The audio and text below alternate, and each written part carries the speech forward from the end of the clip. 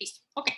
¿Qué hemos estado hablando? Hemos estado hablando de la segunda ley de termodinámica. Y repito, como les he comentado en los otros videos, ¿verdad? Todas las leyes de termodinámica son leyes fundamentales de la naturaleza, tal cual en el mismo estatus que las leyes de Newton, solamente que trabajan o se dedican a analizar procesos diferentes, pero igual, mecánicamente, pero con variables termodinámicas involucradas. Nuestras variables termodinámicas por excelencia son la presión, el volumen y temperatura, pero sobre todo nos preocupamos ahora que ya sabemos o tenemos conocimiento de este curso, que vamos a pasar por este curso, que pasamos ya por este curso, porque pues sé que todos van bien, es cómo varían, cómo cambian, cómo son influenciadas, por ejemplo, la presión y el volumen a partir de cambios en la temperatura. Si se dan cuenta, todo es variable, todas son tan todas están unidas una con la otra, lo que le pasa a una repercute sobre la otra, pero con gran énfasis nos dedicamos a ver cuáles son los cambios que representa,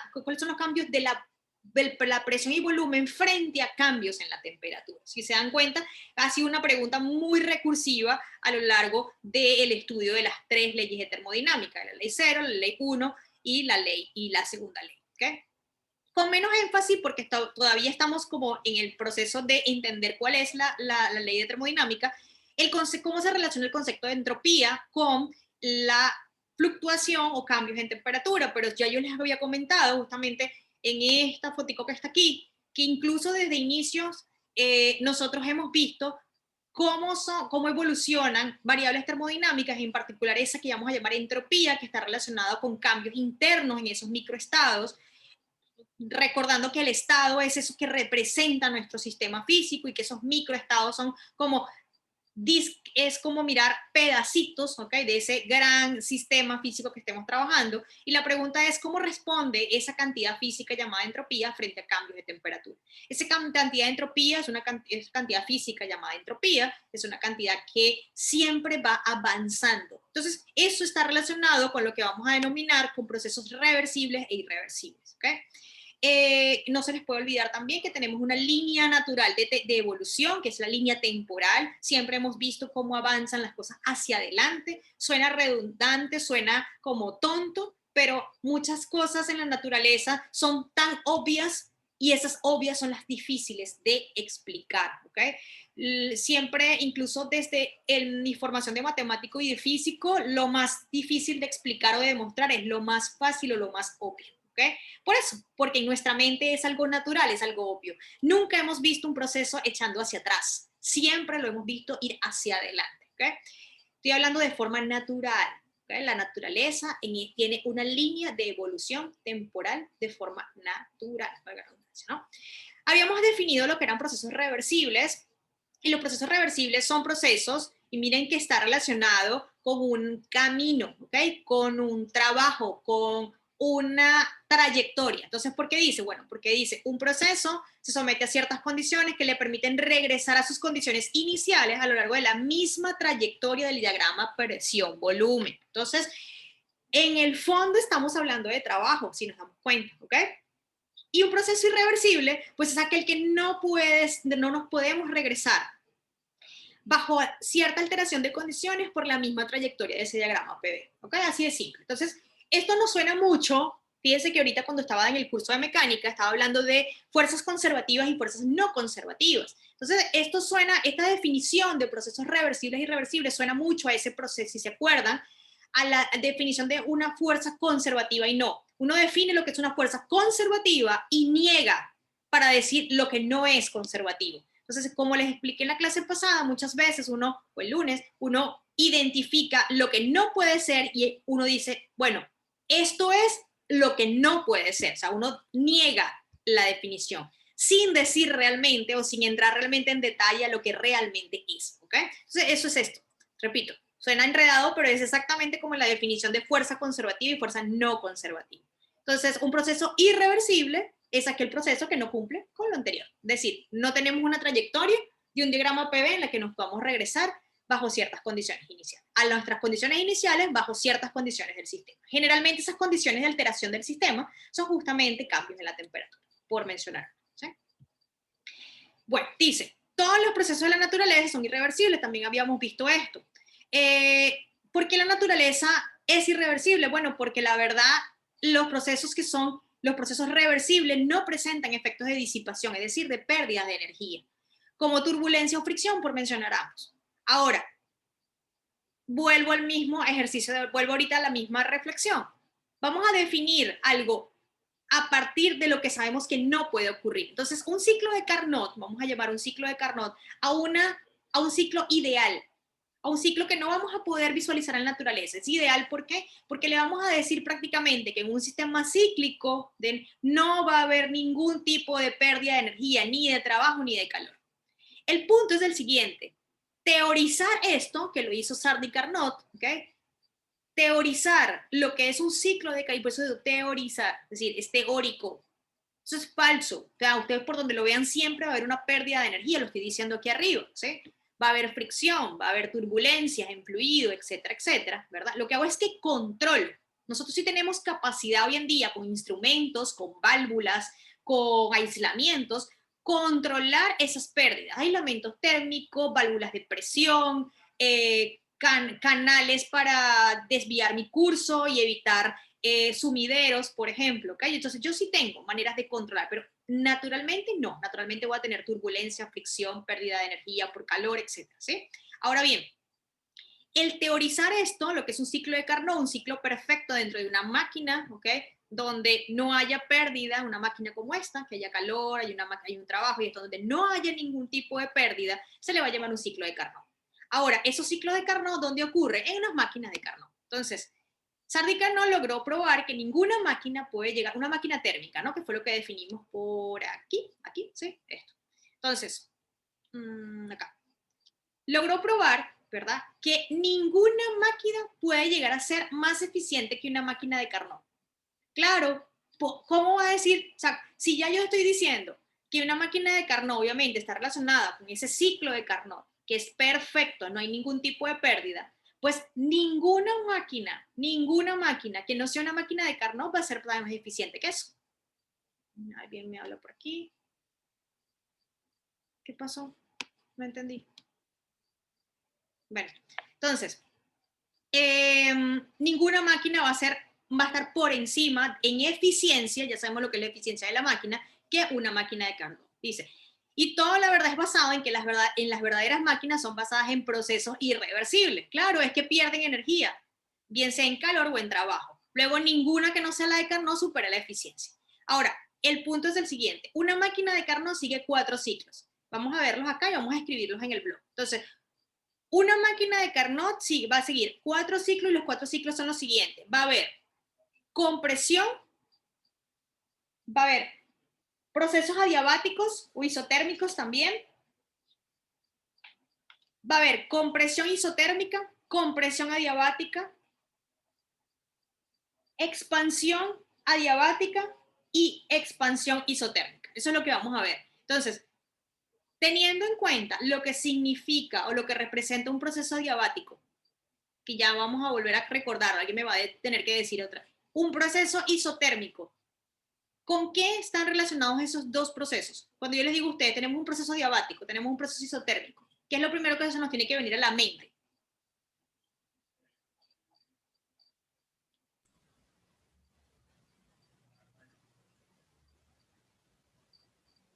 Volumen, presión. Ajá, pero ¿cómo? Volumen, presión, muy bien. Son las variables. ¿Qué tenemos que ver ahí? O sea, ¿cómo se relaciona todo eso? Cuando nos dicen, eso es un proceso diabático. Por ejemplo, ojo que en las toberas hay un proceso diabático, ¿no? Y que está trabajando en las toberas. ¿Por qué? Eso debe sí o sí estar ahí, ¿ok? Ojo con los que están haciendo unas toberas, los que están estudiando toberas. Ahí hay un proceso diabático. Cuando hablamos de proceso diabático, ¿qué se nos viene a la mente? ¿Qué se nos tiene que venir a la mente de una vez? Piensen mientras yo me voy llevando esto, listo. ¿Sí? Entonces, un proceso de Carnot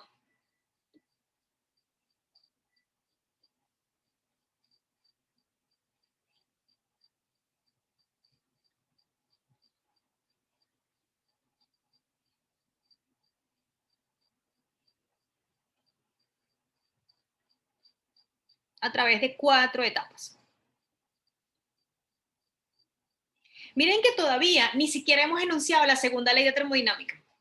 No la hemos enunciado, hemos hablado de lo que nos va a ayudar para enunciarla, para poderla entender, ¿ok? Entonces, en 4 etapas, las cuales la segunda ley de termodinámica es la más complicada porque es la más profunda, ¿ok? Por eso es que uno recoge como mucha información, como que, bueno, ahora sí, enunciémosla para poderla entender, si se dan cuenta. Mientras que la ley cero se enunció de una vez y la primera ley también. La primera ley es muy natural, es que habla de conservación de energía. Lo que hacemos es recoger, ahí lo que hicimos fue identificar todas las formas de energía y recoger y decir, miren, todo esto es energía. Pero esta es la más fundamental, es como la ley, está en el mismo estatus de la segunda ley de Newton, sumamente importante y fundamental en la naturaleza, ¿ok? Las cuales vienen a partir de expansiones y comprensiones respectivamente. ¿Ok? Ahora, para analizarla, vamos a partir de la primera ley de termodinámica y se van a dar cuenta, miren cómo naturalmente van a salir esto. Entonces, ahora bien,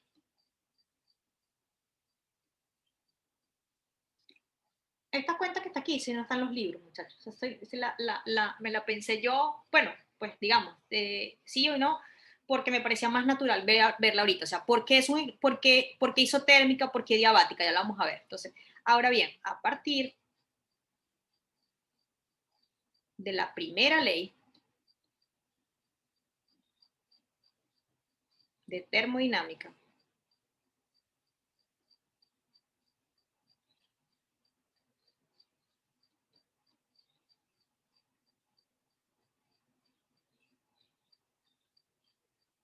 tenemos lo siguiente. Vamos a verlo diferencialmente hablando, ¿ok? Lo podemos hacer perfectamente. Entonces, considerando diferenciales, vamos a poner aquí aportes, vamos a llamarlo así.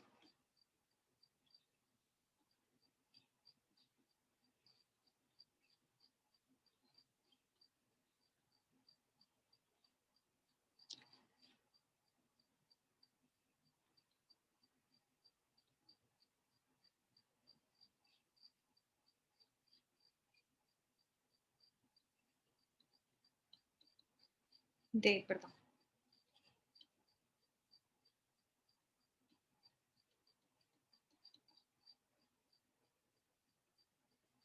De nuestras variables tenemos. Entonces, acuérdense que la primera ley de termodinámica está asociada con todas las formas de energía, bien sea a través de calor o trabajo. Entonces, el de Q, ¿verdad? Va a ser de U, que es la energía interna, ¿ok? Más trabajo. ¿Sí? Ahora bien, esta que está acá, entonces este es el calor, ¿verdad? O sea, toda la energía va a venir como esto, entonces aquí van a ser energía por calor.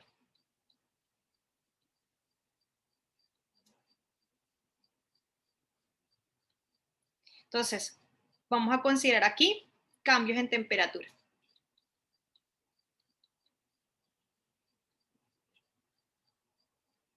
Entonces, esta que está acá nos queda dQ es igual a du más dW.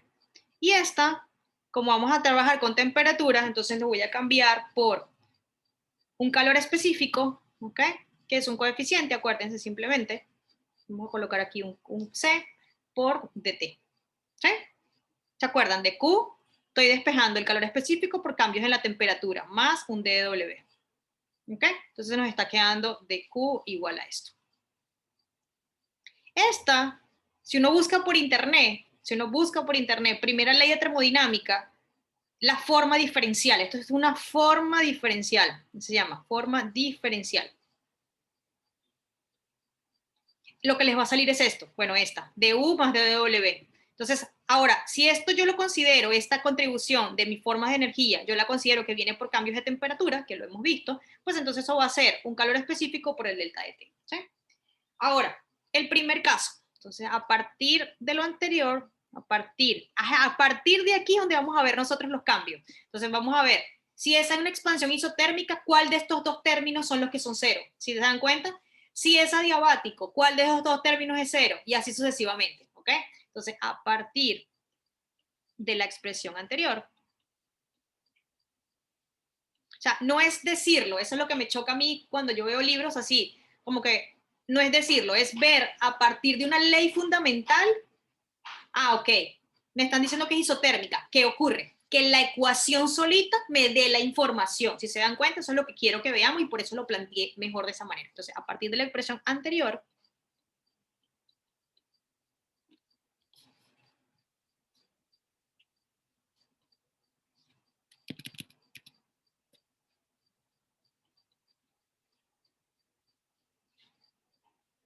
evaluemos las 4 etapas. ¿Sí? Entonces, uno, nos hablan de una expansión isotérmica desde A hasta B.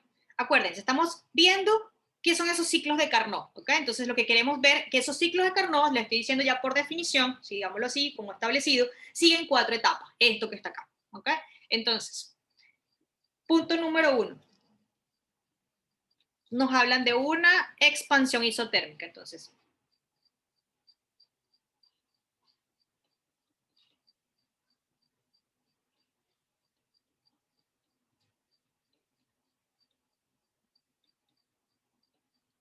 entonces, si tenemos una expansión isotérmica, ¿qué debería ocurrir? ¿Qué condiciones tenemos en juego? ¿O qué no tenemos también? Que la temperatura permanece constante. Constante, ¿verdad? Entonces tenemos, por ser, vamos a colocarle en otro color.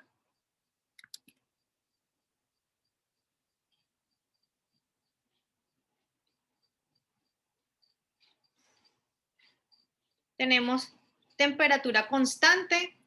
Y entonces, si la temperatura es constante, ¿cómo nos queda? Entonces, así la, la expresión.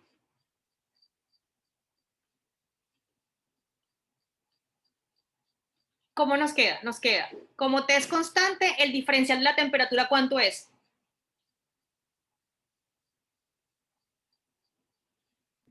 Cero. Cero, ¿verdad? Entonces nos queda toda esta parte cero y nos queda dW. Pero esto que está acá es un gas. ¿Cómo entonces viene el trabajo? Pero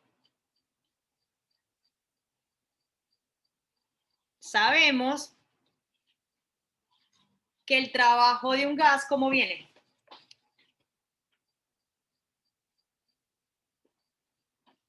¿Cómo viene la expresión del trabajo del gas?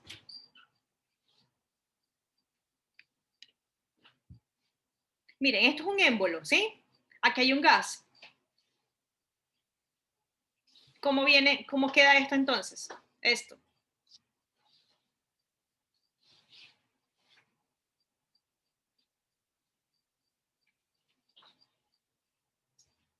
¿Cómo queda la expresión para el trabajo por un gas?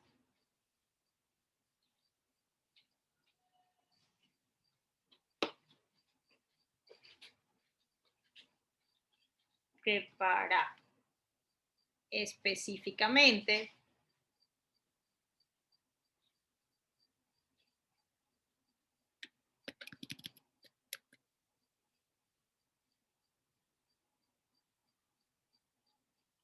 a ver, ¿cómo queda? Tenemos dQ igual a qué? A ver, ¿quién me dice? A ver si ya me lo dijeron.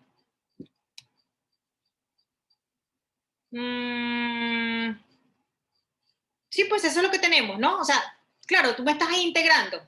Pía, no, pero sí, no hay problema con trabajar diferencialmente. De hecho, si me integra, me queda igual a Q igual a W. Pero en el caso de un gas,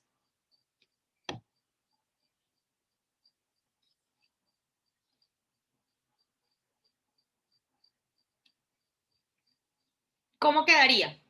¿No nos quedaría P de B? ¿Sí o no?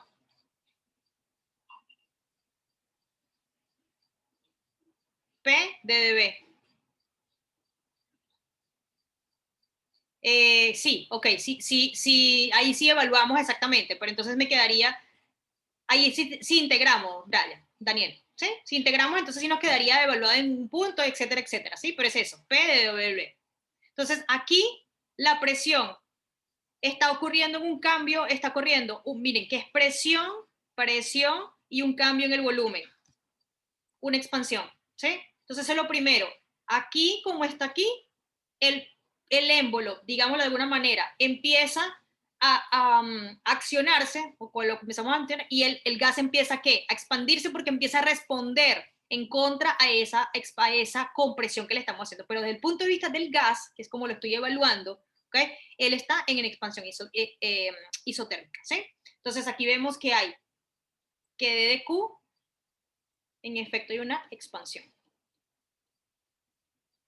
Bajo el concepto de ser isotérmica, sí, isotérmica. Si no tuviésemos esto, tuviésemos control, o sea, si no tenemos una expansión, si no tenemos un proceso isotérmico, tenemos contribución de la temperatura y ya vemos que no, ¿ok? ¿Sí? Vamos con el segundo. El segundo nos dice que es una expansión adiabática. Entonces tenemos una expansión. Ya se van a dar cuenta cómo los procesos se van a compensar unos con los otros. Adiabática. ¿Sí? ¿Qué ocurre en el proceso diabático? ¿Quién me dice?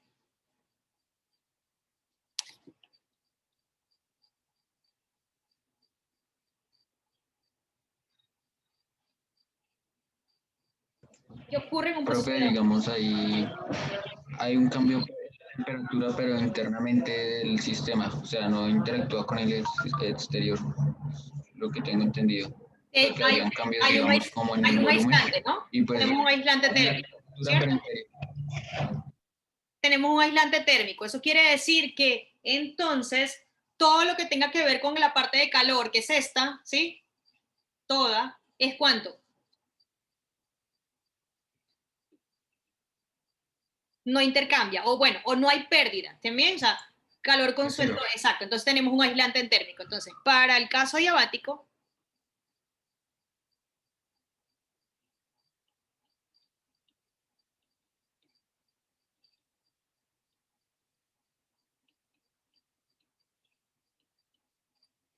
tenemos un escenario, no tenemos, vamos a colocar acá, tenemos no.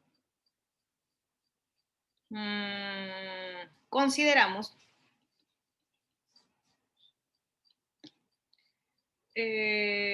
nuestro sistema, sí, eso sí.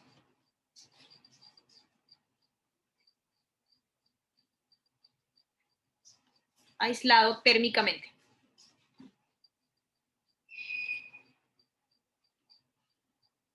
Luego, entonces, todo a partir de nuestra misma ecuación, ¿ok? Todo a partir de esto. Entonces, luego, entonces, tenemos. Entonces, tenemos que dQ es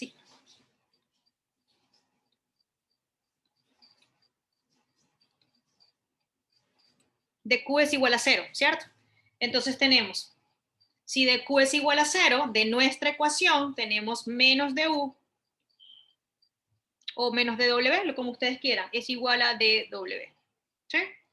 Eso quiere decir que tenemos aquí entonces, si esta energía interna, que es la U, viene por temperatura, que es esta, ¿sí? Energía por calor, cambios en temperatura, entonces teníamos que el calor específico por el dt es igual a dw. Es decir, tenemos menos C de dt es igual a P de W. Ese signo menos, ¿qué significa?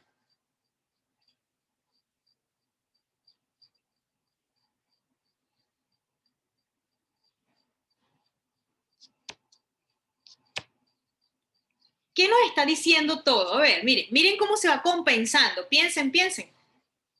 Si el ciclo de Carnot se da en 4 etapas y no hay pérdida, Es decir, todo lo que, la generación de energía, lo que se va es, o sea, desen cuenta, se están convirtiendo, pero no estoy dejando escapar nada, claro, teóricamente.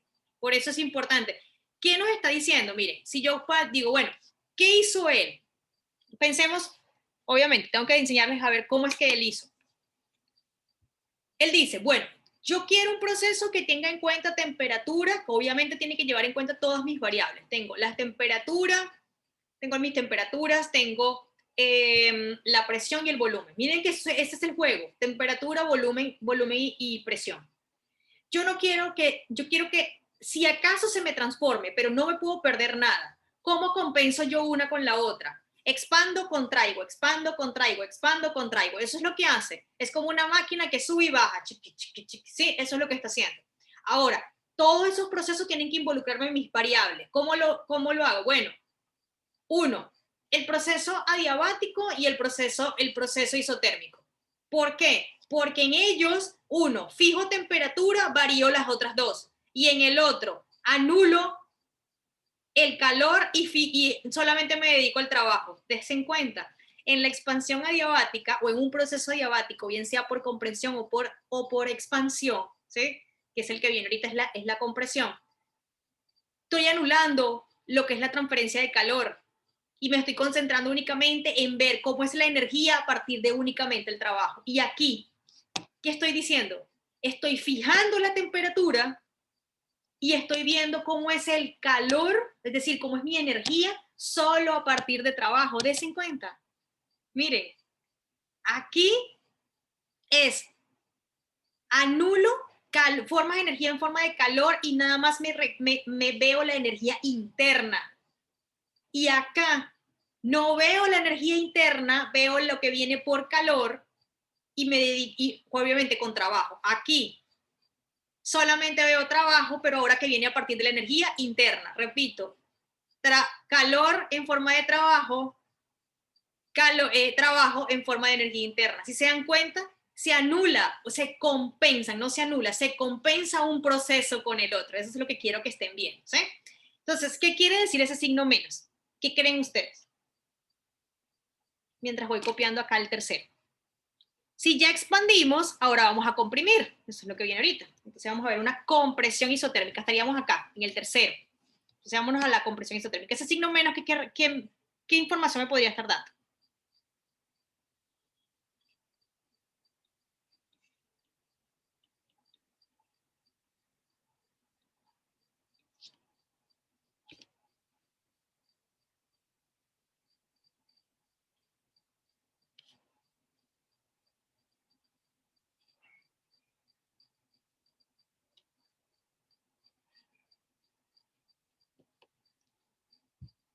Bueno, piensen, ¿sí? Ah, bueno, dígame, ¿qué me iba a decir? Pues de pronto es que el proceso, o sea, el menos representa como que, digamos, esa energía o ese cambio se está realizando en la dirección opuesta para conservar como la energía, digamos. O sea, como, no sé cómo explicarlo. O sea, Okay. que se hace el proceso opuesto, ¿sí? O sea, se transforma la energía en el proceso opuesto. Entonces, pues es lo que creo que significa. Vale. A ver, José, dice que la presión es inversamente proporcional al volumen. ¿Dónde ves lo inverso?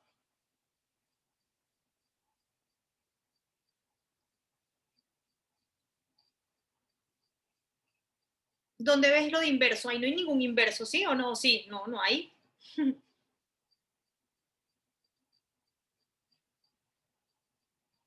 ¿Cierto que no? ¿Cierto que no hay ningún inverso ahí? ¿O sí, José? ¿En qué te has confundido ahí? Cuéntame.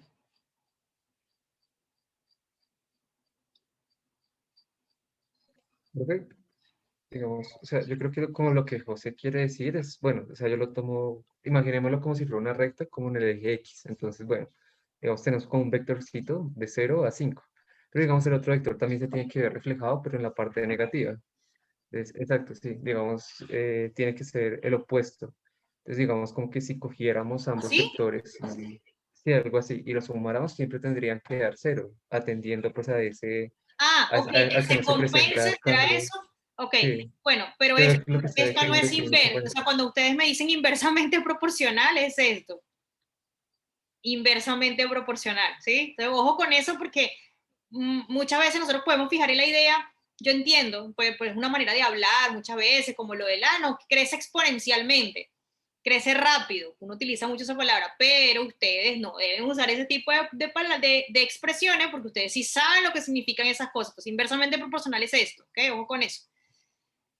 Ok, listo, listo. Bueno, sí, ok, que se compense uno con el otro, sí, eso es lo que me está diciendo, porque al final no puede haber pérdida, eso es lo que me está diciendo, ¿ok? A ver, vamos a seguir. Vamos a hablar entonces ahora de compresión isotérmica. Y en todo caso, el ejemplito de los vectores sería uno opuesto al otro, no inverso, ¿ok? Entonces, ojo con eso. Entonces, vamos con la compresión isotérmica. Igual, en compresión, siendo o no expansión o compresión, tenemos nuevamente. Entonces, nuevamente,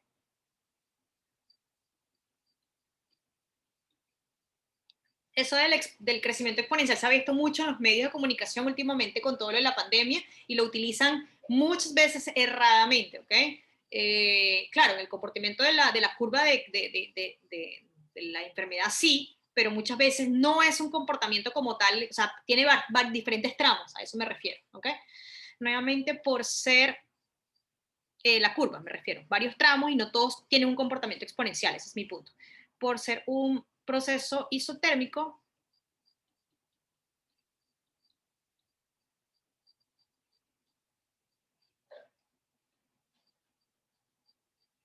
tenemos que la temperatura es constante, nuevamente, el diferencial de dt va a ser CdT es igual a 0, ¿verdad? Y aquí tenemos lo siguiente, entonces, dado, sin embargo, ante un proceso de compresión,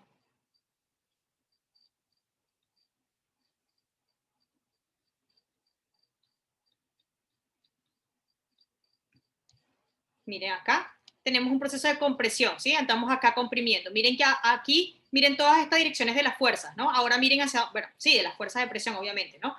Miren dónde iba todo esto, porque íbamos expandiendo, ¿no? El gas iba empujando, empujando, empujando, ¿sí? Aquí vamos ahora en un proceso de compresión, el óvulo. Ahora, desde ese punto de vista, la compresión, ¿cómo nos quedaría?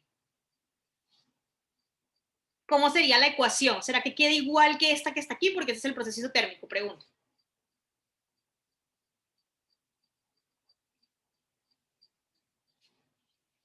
¿Cómo sería el ciclo? La ecuación es la misma, ¿sí? Obviamente, todo a partir de la primera ley. Porque estamos viendo que conservación de energía, que no haya pérdida. Por eso es que partimos de la primera ley. Ahora, ¿será que nos queda igual? Yo creo que no, porque si no, no tendría sentido hablar de algo que no exprese lo mismo para dos procesos diferentes. Una es expansión y la otra compresión. ¿Cómo quedaría ahora la línea de las direcciones de esas fuerzas?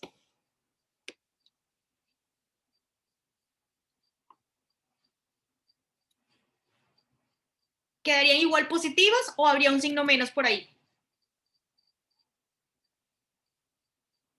Miren acá. Miren acá.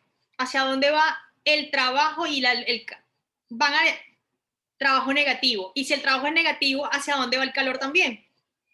Míralo acá. Los dos tienen el mismo signo, ¿sí? Entonces, sí, el signo es el negativo, ¿verdad? Porque miren la dirección, mírenlo acá. Miren la dirección de esta fuerza y miren la dirección de esta fuerza, ¿sí? Las dos van hacia abajo, entonces trabajo de la presión y el calor van hacia abajo, entonces van las dos negativas. Entonces, sin embargo, ante un proceso de compresión y observando la dirección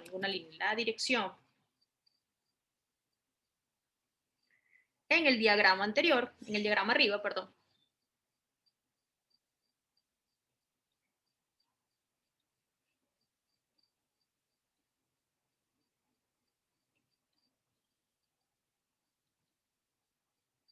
Tenemos lo siguiente. Entonces nos quedaría menos de Q es igual a menos de W. Lo cual, pues obviamente, como las dos van en la misma dirección, pues entonces nos queda que de Q es igual a P. Poner aquí dW, lo cual nos da de Q es igual a P de B. Nuevamente. ¿Sí? Y el cuarto caso sería la compresión. ¿Ahora qué? Adiabática. Entonces vamos con la compresión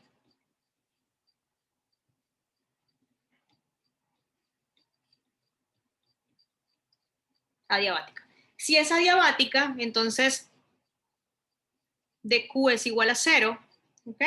Y nos queda nuevamente que dU es igual a menos de W. Yo pregunto algo, ¿es extraño los resultados? Miren, es lo mismo, ¿no? Miren, dQ igual a 0, lo mismo que yo diga dU igual a menos de dW, despejen para donde ustedes quieran. Pónganle el menos acá, multipliquen todo por menos y le da otra vez menos de U igual a dW. Yo pregunto, ¿es extraño los resultados?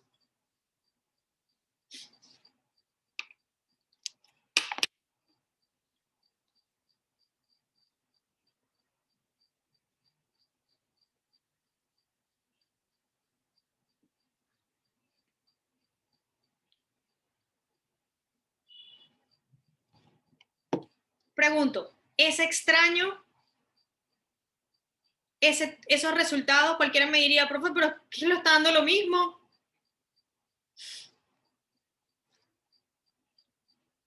Miren. Mira. Miren. Y entonces, pregunto.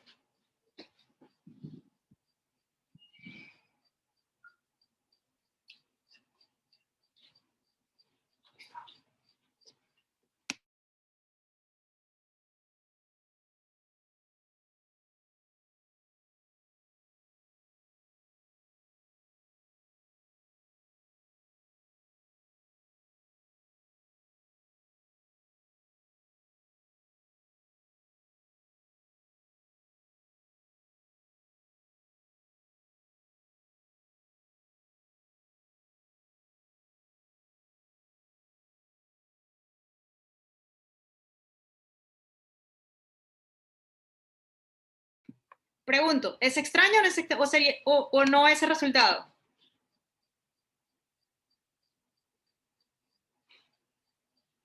Pero sí o no se tenía que comportar así.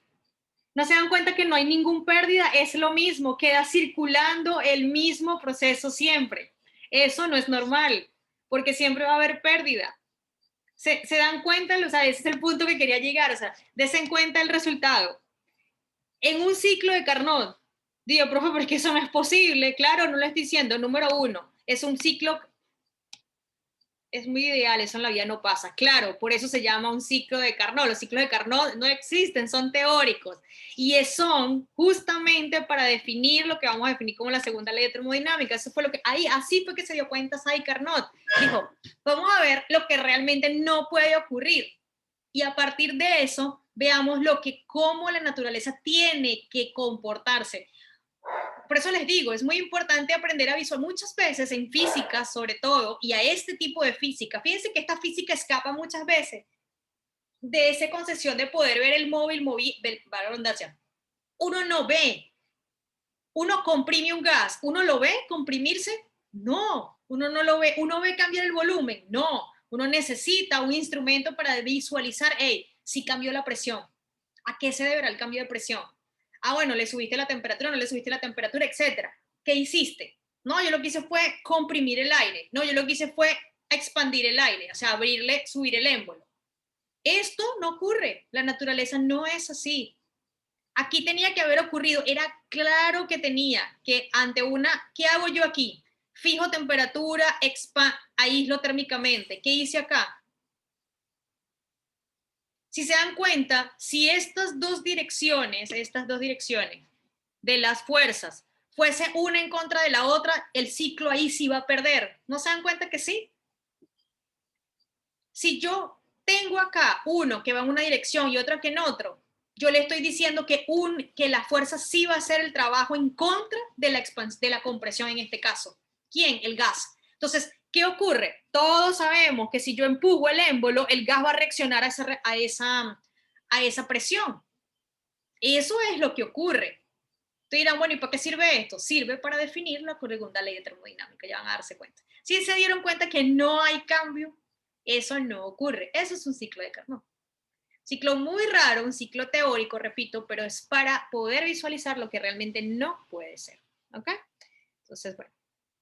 ¿Sí se entendieron la moraleja de esto? ¿No? La cuenta es, repito, la cuenta sale a partir, obviamente, si yo quiero analizar energía, pues va a salir a partir, debe salir de la primera ley de termodinámica, como lo hicimos acá. ¿Sí? En la forma diferencial sería lo único raro que vieron acá, la forma diferencial de eso, pero pues no pasa nada, porque pues realmente si vamos a ver la contribución de todo un gas es, y sobre todo ustedes que ya tienen un poco más de conocimiento, tenemos que hacer la contribución por cada pedacito de ese gas. Entonces, realmente siempre estamos trabajando con una forma diferencial, ¿sí o no? Aparte, sabemos que esto viene de una integral, trabajo igual a P, la integral de P de W, eso ya lo habíamos visto. Incluso lo vimos para gases ideales, ¿ok? Donde esta presión sigue la ley de gas ideal.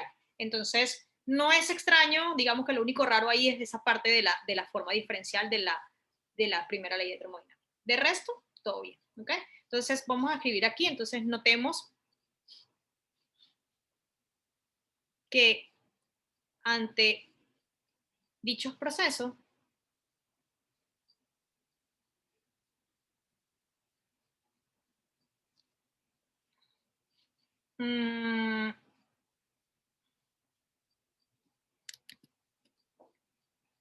la compresión y expansión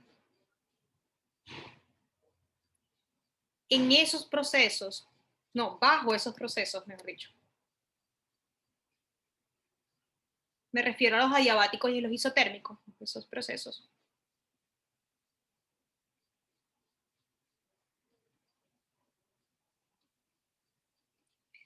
Des en cuenta, otra manera de verlo, es un proceso recursivo, es como las famosas fuentecitas. Imagínense que tuviésemos una fuente de esas de agua que reciclan el agua, ¿sí? Pero que aseguremos que en ningún momento nada, pero ni la más mínima gota de eso, ni el más mínimo componente de mi fuente se daña. Es imposible, ¿sí? Entonces siempre vamos a tener, y como que eso tuviese como una vida, perdón, una vida útil eterna, porque también el desgaste es mejor dicho, el desgaste es una pérdida, en este caso de los componentes, etcétera. Entonces, como yo me lo imagino ahorita pensando como esa fuentecita que hacen que recuerdan el agua y la recogen y la recogen y la recogen y la recogen, pero que sea eterna, eterna. Eso es falso. Imagínense una eficiencia de una máquina eterna. Como generar energía infinita, buena esa, ¿sí? Es imposible. Es como que, no, es que por donde ustedes lo piensen, es imposible. Esto que está acá, por eso es un modelo teórico. Y lo que nos sirve es para, repito, para negar y para decir, mire, algo se comporta de esta manera, entonces debe ser esto. Ese es el punto. ¿Ok? Entonces, bajo esos parámetros permite ver que vamos a colocar así como vamos a recoger algunas de las opiniones de ustedes, que en la naturaleza nada permite. Y de paso es como eso, como un proceso eterno, vuelve y vuelve y vuelve y vuelve, ¿sí? Permite un proceso o ciclo eterno o sin pérdida de energía. ¿Ok? Así sea el más mínimo desgaste de mis componentes, es una pérdida de energía. ¿Ok? ¿Por qué? Porque se va a reflejar en la eficiencia de mi máquina, lo cual no me va a permitir a mí, por ejemplo, que haya un trabajo óptimo, es decir, una eficiencia buena de mi máquina. Entonces, todo, ahora ya que conocemos el concepto de eficiencia de máquina, que tiene que ver con lo que entra, con lo que sale y con el trabajo, ¿okay? Ya podemos incorporarlo y decir, hablar bien, pues, es decir, ¿qué tan eficiente es mi máquina? Depende de cuánto pierda en forma de calor. Si únicamente se va por trabajo, entonces es eficiente al 100%. Eso es falso también. Una máquina nunca es eficiente al 100%. Esto supuestamente es una máquina de eficiencia al 100%. Claro, ¿cómo? Si no hay nada. ¿Me entiendes? O sea, sigue eternamente, eternamente, y eso es falso. ¿Sí? Ese era el punto de esto. Piensen, agarren cualquier ejemplo, bien sea de la naturaleza, de un proceso natural, valga la redundancia, en nuestro entorno, o piensen en una máquina, en una industria, y verán que, pues, obviamente, como se dieron cuenta, eso no es posible. ¿Okay? Bueno, la grabación, listo. Bueno, habiendo definido cuáles eran esos 4 ciclos de Carnot, ¿verdad? Entonces, pues nada, lo que les comento acá, ¿verdad? Como información, que por cierto, nuevamente no les he colocado esto, tengo que hacerlo. Digo, bueno, como manera de conclusión, digo, la ley de cero de la termodinámica, pues ya sabemos que incluye la temperatura, la primera lo que es la ley de conservación, y la segunda o la tercera, como quieran verlo, incluye eso que vamos a llamar entropía, ¿ok? Ahora bien, vamos a hablar de entropía. Entonces, el concepto de entropía está en muchos lados de la física, muchachos, ¿sí? En muchos lados. Cada uno tiene o está expresada en términos de variables que estemos considerando en nuestro sistema. Entonces, solo por dar dos ejemplos de entropía. Ni siquiera es la entropía que nosotros vamos a trabajar aquí, pero pues a mí siempre me gusta mostrarles pues como un panorama mucho más amplio. Entonces, la entropía, el concepto de entropía, ¿verdad? Es muy utilizado en una parte de la física que se llama la mecánica estadística. Y todo tiene que ver, acuérdense que ya hablando del punto de vista no solamente termodinámico, sino termodinámico cuántico, es decir, a niveles de escalas de energía muy altas, estamos hablando de núcleo atómico, ¿verdad? La parte de tener certeza de dónde está ubicada una partícula y con cuánta velocidad o cuál es la posición a un determinado tiempo, se vuelve imposible, ¿verdad? Yo creo que todo el mundo sabe eso, así sea porque lo escucharon, porque lo leyeron en un libro de divulgación, etcétera, o porque simplemente pues les interesa y leyeron un poquito más. Eso es justamente una digamos, de los hechos que se rompe cuando abandonamos escalas grandes como esta que estamos trabajando. Pero no es extraño que a niveles de altas energías, es decir, a niveles de pequeñas escalas, altas energías, pequeñas escalas, bajas energías, grandes escalas, ¿okay? A pequeñas escalas de energía o a pequeñas escalas de longitud, altas energías, no es extraño que nosotros percibamos mucho calor, ¿sí? O sea, altas temperaturas. Y eso tiene que ver con lo siguiente, las partículas se mueven a velocidades relativistas, es decir, altas velocidades. Eso es de nuevo esta fotico. Todo aquí en esto era relativista, todo. Aquí, de aquí en adelante, cuando todo se comenzó a enfriar, todo se comenzó a colocar como muy quieto. Entonces las partículas empezaron a bajar su velocidad, ¿sí?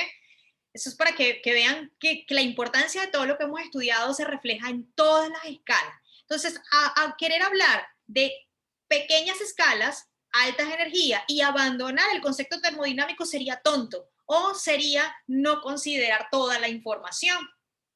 Y ya saben que eso a mí no me gusta. Entonces, un concepto muy estudiado en mecánica estadística, y la estadística es porque está relacionado con funciones de densidad de probabilidad. Acuérdense que ya no tengo certeza de dónde están las cosas, tengo es una probabilidad de encontrar una partícula a una cierta posición, a un determinado espacio o volumen de mi región, ¿verdad? La entropía es un concepto muy utilizado, y en especial lo que denominamos la entropía de Boltzmann. Este omega es exactamente aquel omega que yo les comenté del estado. Entonces, la entropía de Boltzmann y la entropía es el concepto de entropía más conocido en física. Cuando uno habla de entropía, uno de una vez le viene a la mente esta entropía. Entonces, miren que esta KB es exactamente la KB que nosotros teníamos por aquí. ¿Será por acá?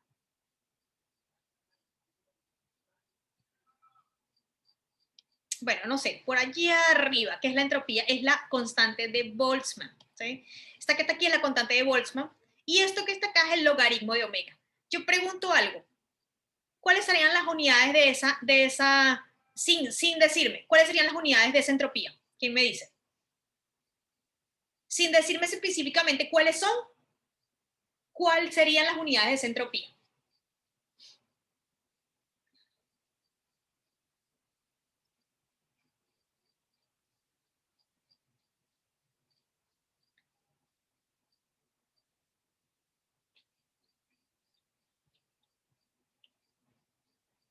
relacionado con la energía, pero mira, ¿qué tenemos ahí? Tenemos una constante que tiene unas unidades, vamos a buscarla por acá, es que la voy a buscar para que no hablemos tan en el aire, no me acuerdo dónde está, ¿será aquí, acá, acá, acá? Creo que por aquí, va a aparecer. Qué pena. No, eso está más arriba. Uy, Dios mío, todo esto hemos visto nosotros. Ya va. ¿Dónde está la entropía de Boltzmann? Aquí, acá, acá, acá, aquí.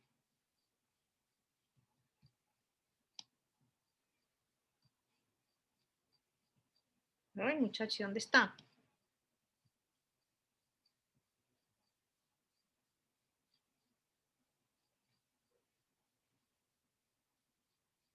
¿Será que está? Aquí está, ahí está, ¿sí? Mírenlo acá. Cuando hablamos de, imagínense, cambio en los materiales. Miren, aquí está. Es esa misma. De hecho, miren que es el mismo, la misma notación. KB igual a 1,38 por 10 a la menos 23 Joules sobre Kelvin. Joule sobre Kelvin. Entonces, claro, Víctor me está diciendo energía, ¿verdad? Claro, está relacionado con energía por cambios de temperatura. Yo me regreso acá y digo, ¿cuáles son las unidades de S? Dice logaritmo de omega. ¿Esto que está acá, tendrá unidades o no?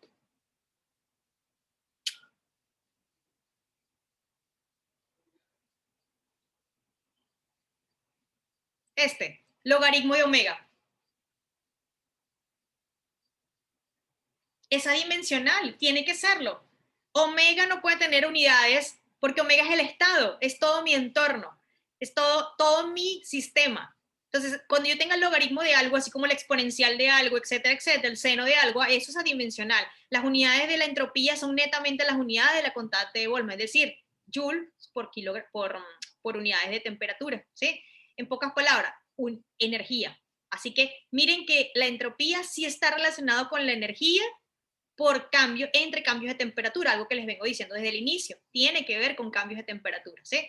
Ahora miren lo siguiente, esta que está acá es repito, es la entropía de Boltzmann, muy utilizada en lo que llamamos mecánica estadística. Una materia muy complicada, muy extensa, con mucha riqueza en información. Ahora miren esta, que tal vez le llame más la atención esta. Esta es la famosa entropía de agujeros negros.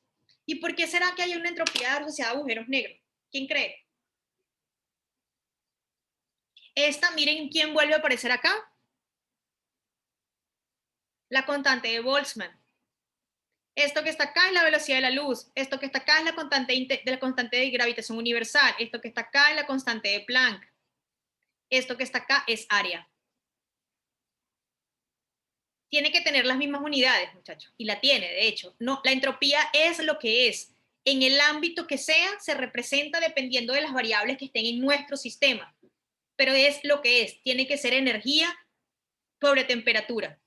Si hacemos un análisis dimensional va a salir de acá, sin problema alguno. El punto es, ¿por qué creen ustedes que hay una entropía asociada a un agujero negro? Y estos son dos ejemplos.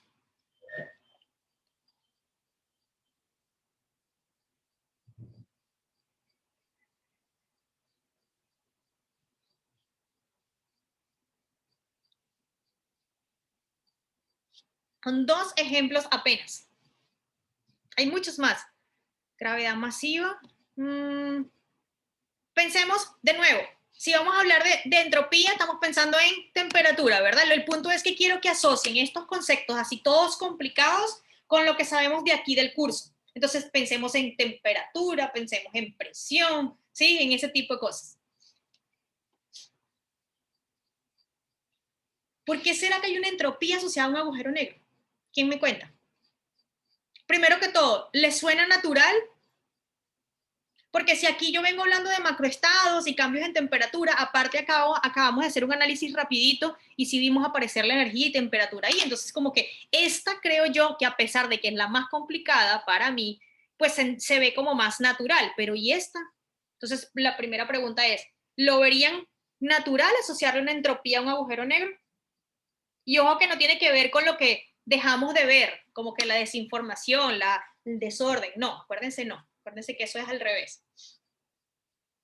Yo diría que sí, porque si acordamos, yo pensé la respuesta, pero digamos que yo inocentemente diría que sí. ¿Por qué? Porque si un agujero negro se atrapa todo lo que esté cerca y lo acelera, porque eso es lo que hace, esa foto que ustedes vieron, esa parte iluminada alrededor, ¿qué creen ustedes que es? Que alguien prendió una luz ahí, que no, esas son partículas, son fotones acelerados. Fotones que vienen, partículas de luz que vienen a partir de todo lo que son las inmediaciones que hay alrededor de todo el universo, un montón de estrellas, ¿sí? Partículas, fotones, partículas de luz que son tragadas, son las inmediaciones del agujero negro, ¿verdad? Y son aceleradas, porque eso sí ocurre ahí. Hay una gravedad, como dijeron, la gravedad entonces genera una aceleración, ¿verdad? Eso sí lo sabemos. Entonces esa cantidad de partículas girando enormemente en torno a algo que lo hace acelerar, pues genera un plasma. Esas partículas tienen una temperatura. Eso que nosotros vemos anaranjado en esa foto es un plasma. Eso no son las partículas, es el plasma. Son las partículas ya pero casi desintegrándose, ¿ok? Entonces es un plasma que tiene una temperatura altísima. Entonces sí es claro, o sea, bueno, ya dicho esto, si yo quiero entonces asociar un valor que me cuantifique a mí cambios en temperatura de mi estado, y esa es la entropía, ahora piensen en esto. Entonces, como que, bueno, sí, aparte de nuevo, acá en mi constante de Boltzmann hay información de temperatura, pero ¿y el área? Entonces el área viene aquí.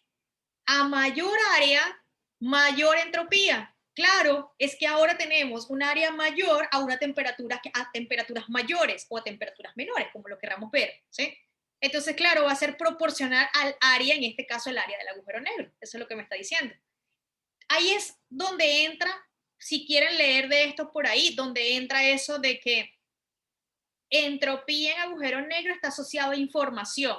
Esa información es cuánto tú ves, cuánta área tú tienes para cuantificar, para tratar. Por eso es que dice, en un agujero negro la entropía está asociada a cuánto tú sabes. Entonces dicen información. Claro, de nuevo, tienes un área.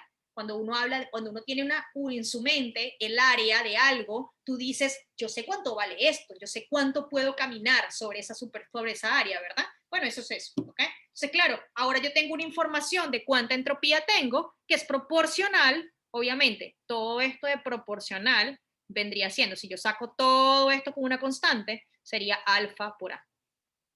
¿Sí? Entonces, es proporcional al área del agujero negro, ¿sí? ¿Qué tiene que ver con temperatura? Claro que tiene que ver con temperatura. Si hacemos un análisis dimensional de esto, aquí adentro, nada más por decirles algo, están los Kelvin de temperatura.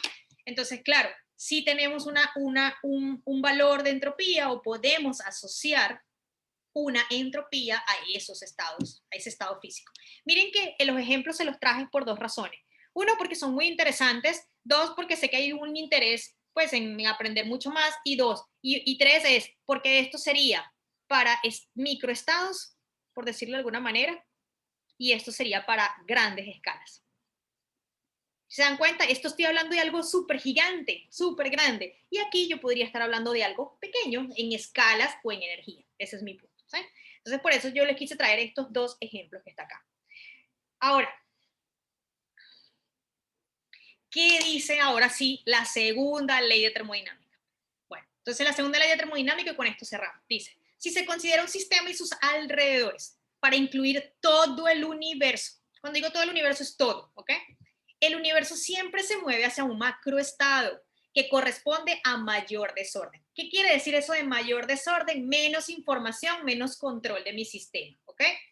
Teniendo en cuenta que la entropía, como la variable, la segunda ley establece que la entropía del universo, es decir, mi universo puede ser un gas, muchachos. Mi universo puede ser un gas y el émbolo. Mi universo puede ser una válvula, una represa. A eso me refiero con universo. Aumenta en todos los procesos reales. Entonces, ¿qué estoy diciendo yo? Cuando nosotros trabajamos con el ciclo de Carnot, en este caso, nosotros estábamos diciendo, mira, eso no existe. Por eso lo vimos. Nuestros procesos son irreversibles en la naturaleza e incluso en las máquinas reales. ¿Qué le estoy diciendo yo? Que si yo tengo una variable que ahora me va a cuantificar a mí cómo es la evolución de mi sistema, yo le voy a decir, una vez que el ciclo inicie, eso es imparable. Eso es lo que estoy diciendo.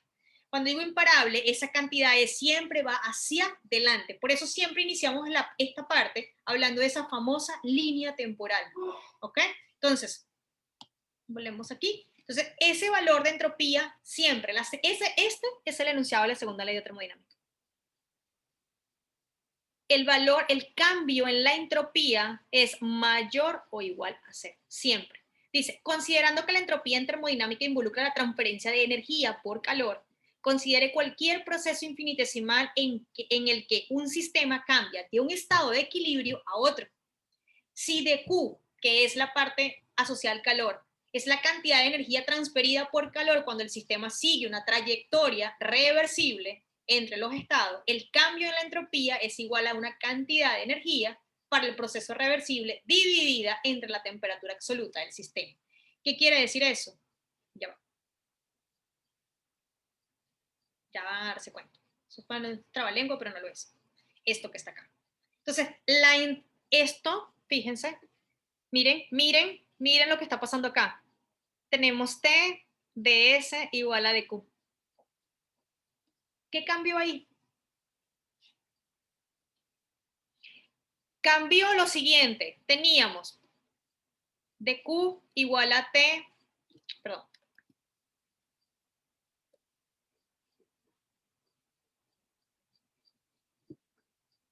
En la primera ley, ¿sí? Estamos hablando de energía, ¿verdad? dQ igual a el C por el dt, ¿sí? Más P por dB. Miren, más T por ds. Bueno, les presento la última variable que faltaba en una ecuación termodinámica. Temperatura, volumen, aquí está, temperatura, presión, volumen y la entropía.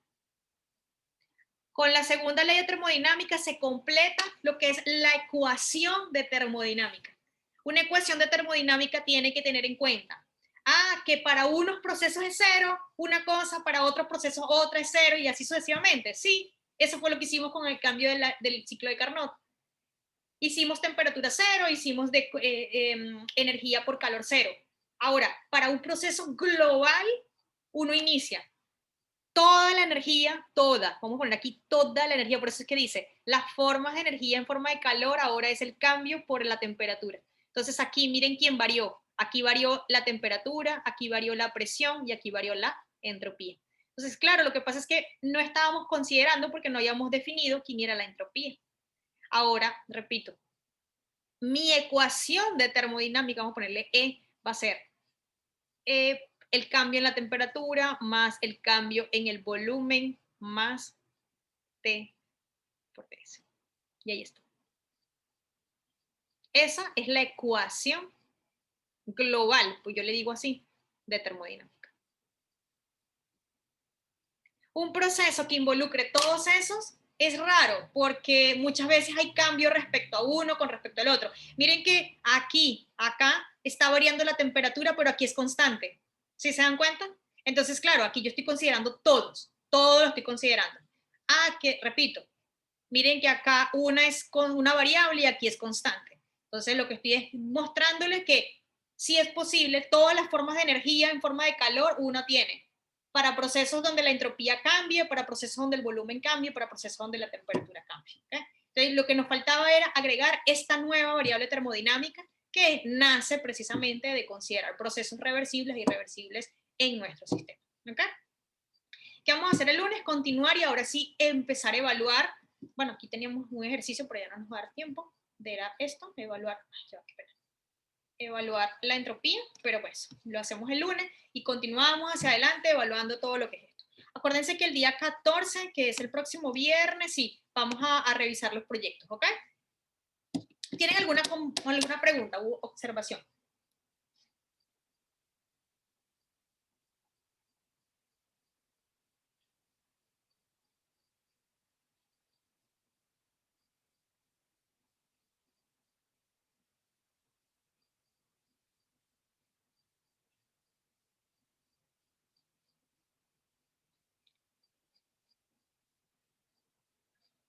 ¿O todo bien?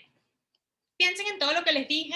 Si tienen algún ejemplo, no sé, algún comentario, y lo comentamos el lunes, ¿les parece? ¿Te acuerdas, digamos, en el primer corte cuando veíamos pues lo que habíamos